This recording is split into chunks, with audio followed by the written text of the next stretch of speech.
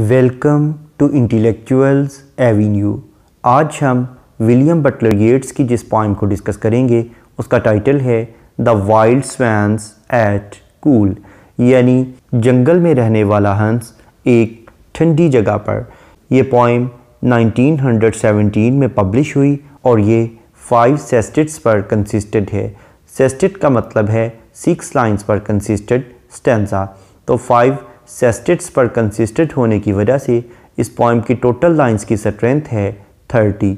अगर हम इस पॉइम की सेटिंग की बात करें तो ये ऑटम सीज़न में जो ट्वाइलाइट का मंज़र है, यानी सुबह की सफ़ेदी या शाम का जो मंज़र है जब सूरज की रोशनी बहुत मध्यम होती है, उस मंज़र को बयान किया गया है।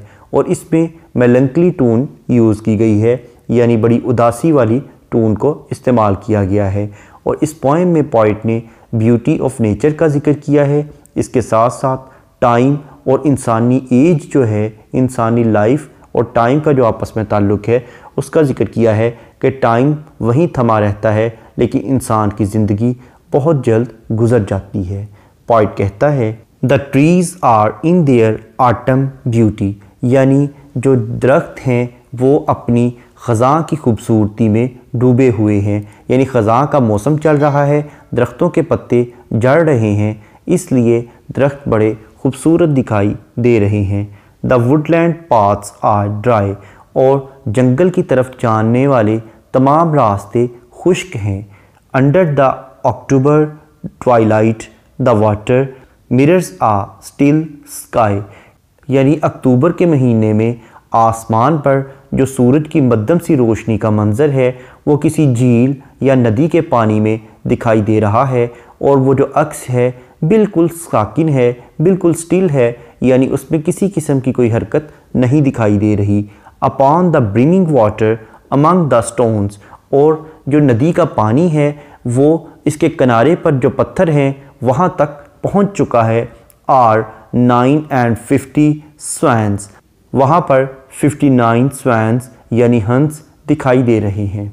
यानी फर्स्ट स्टैंजा में पोइट ने यही बताया है कि अक्टूबर के महीने में जंगल में बिल्कुल ख़ज़ां का मौसम था और रास्ते बिल्कुल खुश्क थे, और आसमान पर जो बादल थे उनका अक्स किसी नदी में दिखाई दे रहा था, और वह नदी बिल्कुल साकन थी और उसका पानी बिल्कुल किनारों के पत्थरों तक चला गया था। वहाँ पर पोइट को 59 स्वैन्स यानी हंस दिखाई दिए। The 19th autumn has come upon मी, मेरी ज़िंदगी में 19 मौसम ख़ज़ां गुज़र गए हैं। Since I first made my count, यानी वो कहता है कि जब मैंने पहली मरतबा इन स्वैन्स को काउंट किया था उस वक़्त से लेकर अब तक 19 बरस गुज़र चुके हैं, 19 मौसम ख़ज़ां गुज़र चुके हैं, यानी 19 साल पहले पोइट ने इन स्वैन्स को काउंट किया था। आई सॉ, मैंने उन स्वैन्स को देखा। Before I had well finished, इससे पहले कि मैं अपनी गिनती को मुकम्मल करता। ऑल सडनली माउंट, वो सारे के सारे अचानक ऊपर चढ़ना शुरू हो गए। एंड स्कैटर व्हीलिंग, और एक दायरे की शक्ल में बिखर गए। इन ग्रेट ब्रोकन रिंग्स, और टूटे हुए दायरे में फैल गए। अपॉन देयर क्लैमरस विंग्स, अपने शोर करते हुए फड़फड़ाते हुए परों के साथ। वो कहता है कि 19 बरस पहले जब मैं आया तो मैंने इन्हें गिनने की कोशिश की। इससे पहले कि मैं अपनी गिनती मुकम्मल करता, ये तमाम के तमाम स्वैन्स अपने परों को फड़फड़ाते हुए, शोर करते हुए, अपने दायरे को तोड़ते हुए भागना शुरू हो गए, लेकिन इसके बावजूद मैंने इन्हें काउंट कर लिया। I have looked upon those brilliant creatures, मैंने इस ज़हीन और बहुत ही खूबसूरत और उम्दा मखलूक को देख लिया। And now my heart is सोर, और अब मेरे दिल में एक अजीब किस्म का दर्द है। ऑल हैज़ चेंज्ड, हर चीज़ तब्दील हो गई है। Since I hearing at twilight, जब मैंने सुबह के धुंधलके में, जब मैंने सूरज की मध्यम सी रोशनी में इनकी आवाज़ को सुना था, वो वक्त गुज़रे हुए बहुत अरसा बीत गया है। उस गुज़रे हुए वक्त की मुझे बहुत ज़्यादा दर्द महसूस होती है जिसे मैं अपने दिल में महसूस करता हूँ। The first time on this शोर, इसी किनारे पर मैंने पहली मरतबा इस आवाज़ को सुना था।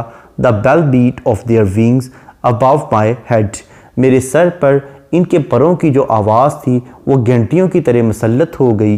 ट्रॉड विद आ लाइटर ट्रेड, और वो बड़ी मध्यम सी चाल के साथ चल रहे थे, यानी उनके जो कदम थे वो बड़ी मध्यम चाल के साथ चल रहे थे। वो आवाज़ मेरे सर में, मेरे दिमाग में घंटियों की तरह आज भी मुझे सुनाई देती है, और मैं उदास हो जाता हूँ और मेरे दिल में उस उदासी की वजह से एक दर्द महसूस होता है। अनवेरिड स्टिल, वो अभी भी अनथके हैं, यानी जितने भी वो स्वैन्स थे वो अभी तक थकावट का शिकार नहीं हुए। लवर बाय लवर, वो जोड़ों की शक्ल में, कपल्स की शक्ल में आते हैं, एक दूसरे के लवर और बिलव्ड बन के आते हैं। दे पैडल इन द कोल्ड, वो इस सर्द हवा में इर्द गिर्द फड़फड़ाते हैं, हवा में तैरते हैं, हवा में पर फड़फड़ाने की कोशिश करते हैं। कंपेनियनेबल स्ट्रीम्स, और वो इन दोस्ती के काबिल नदियों की तरफ जाते हैं और क्लाइंब द एयर, और हवा पर मज़ीद ऊपर से ऊपर जाने की कोशिश करते हैं, यानी वो हवा पर सवार होने की कोशिश करते हैं। There hearts have not grown old, अगरचे वो स्वैन्स तो अब बूढ़े हो गए हैं, लेकिन उनके दिल अभी बूढ़े नहीं हुए, उनके दिल अभी भी जवान हैं। पैशन और कंकेस्ट, जज्बा और फतह, वांडर वेयर दे विल, वो इधर उधर जहाँ उनका दिल करता है वो इधर उधर घूमते फिरते हैं। अटेंड अपॉन देम स्टिल, वो अभी भी इन जज्बात को लिए हुए इर्द गिर्द घूमते हैं, यानी वो फातिहाना जज्बात के साथ इर्द गिर्द फड़फड़ाते फिरते हैं। बट नाउ, मगर अब, they drift on the still water, वो साकन यानी रुके हुए पानी के धारे पर बहते हुए जा रहे हैं, यानी पानी तो साकिन है लेकिन वो अपने ही बहाव के साथ जा रहे हैं। मिस्टीरियस, वो बहुत ज़्यादा पुरअसरार दिखाई दे रहे हैं। ब्यूटीफुल, और ख़ूबसूरत भी दिखाई दे रहे हैं। Among what trees will they build, अब वो कहाँ पर तामीर करेंगे।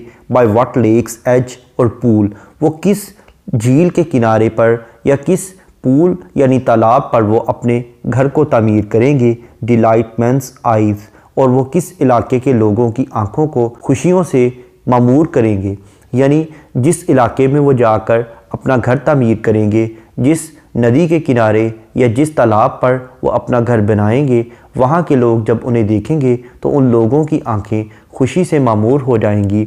व्हेन आई अवेक समडे, जब किसी दिन मैं नींद से बेदार हो जाऊँगा, to find they have flown away, तो उन्हें देखूँगा कि वो कहाँ चले गए, तो उस वक़्त मुझे बहुत ज़्यादा दुख होगा कि वो अब मेरी बजाय किसी और की आंखों को खुशी से मामूर करने की कोशिश कर रहे हैं। इस पोइम का इंट्रोडक्शन, ग्लॉसरी, ट्रांसलेशन और एक्सप्लेनेशन को देखने के बाद अब हम आते हैं इस पोइम में यूज़ होने वाली लिटरेरी टर्म्स या फिगर ऑफ स्पीच की जानिब। सबसे पहले हम देखेंगे राइम स्कीम। इस पोइम के तमाम स्टैंजास में सेम राइम स्कीम यूज़ की गई है, यानी A B C B D D, यानी फर्स्ट और थर्ड लाइन्स राइम्ड नहीं हैं, जबकि सेकंड और फोर्थ लाइन्स आपस में राइम्ड हैं और फिफ्थ और सिक्स लाइन्स आपस में राइम्ड हैं। जैसा कि अगर हम इस पोइम के फर्स्ट स्टैंजा को देखें तो सेकंड लाइन का लास्ट वर्ड है ड्राई और फोर्थ लाइन का लास्ट वर्ड है स्काई, ड्राई स्काई। इसी तरह से फिफ्थ लाइन का लास्ट वर्ड है स्टोन्स और सिक्स लाइन का लास्ट वर्ड है swans, stones swans. Next stanza में count, mount, rings, wings. Next stanza में sore, shore, head, tread. Next stanza में cold, old, will, still. Next stanza में beautiful, pool, day, away. ये थी इस poem की राइम स्कीम, यानी A B C B D D. Next है anaphora. Anaphora का मतलब है बिगिनिंग ऑफ टू और more than two lines with the same word, यानी दो या दो से ज़्यादा लाइनों का एक ही लफ्ज़ से शुरू होना, जैसा कि फ़र्स्ट टू लाइन्स दा से स्टार्ट हो रही हैं। नेक्स्ट है एंजम्मेंट। एंजम्मेंट का मतलब है कि अगर किसी लाइन को पढ़ने के बाद उसकी प्रॉपर अंडरस्टैंडिंग डेवलप हो जाए तो ऐसी लाइन को एंड स्टॉप लाइन कहते हैं। इसके ब्रक्स अगर किसी लाइन को पढ़ने के बाद उसकी प्रॉपर अंडरस्टैंडिंग डेवलप ना हो सके तो ऐसी लाइन को रन ऑन लाइन कहते हैं और इस टेक्निक को एंजम्मेंट कहते हैं। जैसा कि इस पोइम की लाइन नंबर 3 एक रन ऑन लाइन है जिसमें पार्ट कहता है under the October twilight the water, यानी अक्टूबर के माह में जो सूरज की मध्यम रोशनी थी उसमें पानी। अब पानी को क्या था वो नेक्स्ट लाइन में बयान करता है, मिरर्स आ स्टिल स्काई, उस पानी में आसमान का रिफ्लेक्शन यानी अक्स दिखाई दे रहा था। नेक्स्ट है मेटाफर।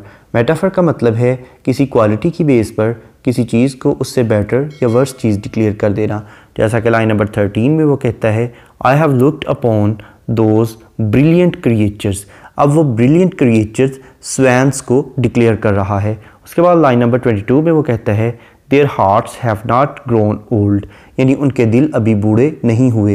यानी इसका मतलब है कि वो पैशनलेस नहीं हुए, वो जज्बात से आरी नहीं हुए। नेक्स्ट है पर्सोनिफिकेशन। पर्सोनिफिकेशन का मतलब है to give human traits to the non living things, यानी बेजान चीज़ों को जानदारों की खसूसियात अता करना। जैसा कि लाइन नंबर 14 में वो कहता है and now my heart is सोर, और अब मेरा दिल दुखता है, मेरे दिल में दर्द महसूस होता है। यानी इसका मतलब है कि मेरा दिल उदास हो गया है, तो वो अपने हार्ट को पर्सोनीफाई करता है। उसके बाद लाइन नंबर 22 में वो कहते हैं there hearts have not grown old, उनके दिल बूढ़े नहीं हुए। यहाँ पर वो स्वैंस के हार्ट्स को पर्सोनीफाई करता है। नेक्स्ट है ओनोमेटोपिया। इसका मतलब है ऐसे वर्ड्स का इस्तेमाल करना जो कि हमारी सेंस ऑफ हेयरिंग को यानी हमारी सुनने की हिस्स को अपील करते हों। जैसा कि लाइन नंबर 12 में वो कहता है अपॉन देयर क्लैमरस विंग्स, यानी वो अपने फड़फड़ाते हुए परों के साथ जाते हैं। उसके बाद लाइन नंबर 17 में वो कहता है द बेल बीट, यानी वो बेल की आवाज़ का जिक्र करता है, यानी उनके जो परों की आवाज़ थी वो बेल की मानद सुनाई देती थी। नेक्स्ट है कायुरा। कायुरा का मतलब है कि अगर पोइट किसी लाइन में कोई पंक्चुएशन मार्क यूज़ करते हुए पॉज या ब्रेक लेना चाहे तो उसे कायुरा कहते हैं। जैसा कि लाइन नंबर 15 में all has changed since I, इसके बाद कॉमा यूज़ किया गया है। इसके अलावा इस पोइम की लाइन नंबर 29 और 30 को अगर हम देखें तो इसमें उसने रिटोरिकल क्वेश्चन भी पूछा है। रिटोरिकल क्वेश्चन एक ऐसा क्वेश्चन होता है जिसका आंसर तो पोइट को मालूम होता है, लेकिन इस पर स्ट्रेस देने के लिए, जोर देने के लिए वो रीडर के सामने ये क्वेश्चन रखता है। जैसा कि लाइन नंबर 29 और 30 में वो कहता है delight men's eyes when I awake someday to find they have flown away. Next है एलिट्रेशन। एलिट्रेशन का मतलब है बिगनिंग ऑफ टू और more than two words in the same line with the same letter और sound, यानी दो या दो से ज़्यादा अल्फाज का एक ही लाइन में एक ही हरफ या एक ही आवाज़ से शुरू होना। जैसा कि लाइन नंबर 8 में मेड और माई ये दोनों वर्ड्स एम लेटर से स्टार्ट हो रहे हैं। उसके बाद लाइन नंबर 18 में ट्रॉड ट्रेड, लाइन नंबर 21 में कंपेनियनेबल क्लाइम, लाइन नंबर 29 में डिलाइट डे, लाइन नंबर 30 में फाइंड फ्लोन। नेक्स्ट है कॉन्सोनेंट्स। कॉन्सोनेंट्स का मतलब है use of same consonant letter in the different words of the same line, यानी एक ही लाइन के मुख्तलिफ अल्फाज में एक ही कॉन्सोनेंट लेटर का इस्तेमाल करना। जैसा कि लाइन नंबर 3 में अंडर, अक्टूबर और वाटर, इन तीनों वर्ड्स के एंड पर आर लेटर यूज़ हुआ है जो कि कॉन्सोनेंट है। उसके बाद लाइन नंबर 5 में ब्रीमिंग अमंग। नेक्स्ट है एसोनेंस। एसोनेंस का मतलब है use of vowel letter in the different words of the same line, यानी एक ही लाइन के मुख्तलिफ अल्फाज में एक ही वावल लेटर का इस्तेमाल करना। जैसा कि लाइन नंबर 1 में आर आटम, इन दोनों वर्ड्स के स्टार्ट पर ए लेटर यूज़ हुआ है जो कि वावल है। उसके बाद लाइन नंबर 22 में not grown old, line number 24 में अटेंड दैम, लाइन नंबर 25 में ड्रिफ्ट स्टिल, लाइन नंबर 29 में मैन व्हेन। इसके अलावा पोइट ने इमेजेस भी यूज़ किए हैं जैसा कि trees, autumn beauty, woodland paths, October twilight, water, mirrors a still sky, brimming water, stones, 9 and 50 swans, clamorous wings, lakes edge और पूल, मेंस आई।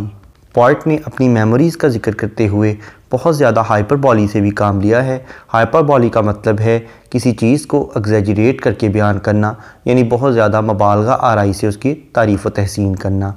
इसके बाद अगर हम इस पोइम के थीम को देखें तो इसमें ब्यूटी ऑफ नेचर का जिक्र मिलता है और इंसान की एज का और टाइम का जिक्र मिलता है कि कितनी स्पीड से इंसान की ज़िंदगी गुजर जाती है। यहाँ पर यह पोइम इख्तिताम पजीर होती है। इसके अलावा W.B. येट्स के दीगर लेक्चर्स को डिटेल में समझने के लिए इसी चैनल यानी इंटेलेक्चुअल्स एवेन्यू पर W.B. येट्स की प्लेलिस्ट को विज़िट करें।